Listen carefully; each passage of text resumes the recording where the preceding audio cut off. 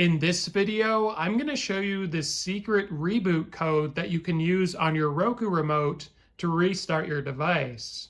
So you want to grab your remote and press the home button 5 times. So 1, 2, 3, 4, and 5. From here, you want to press up once. Then you want to press rewind twice. And then you want to press the forward button twice.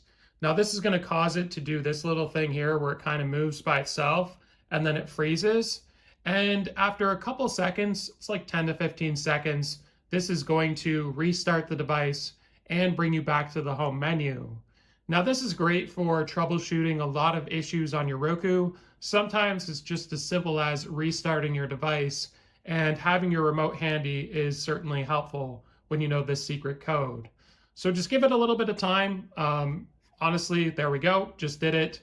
And you'll just see the Roku logo pop back up and then it just signs you back in. Hopefully this video was helpful. Like and subscribe and we'll see you in the next one.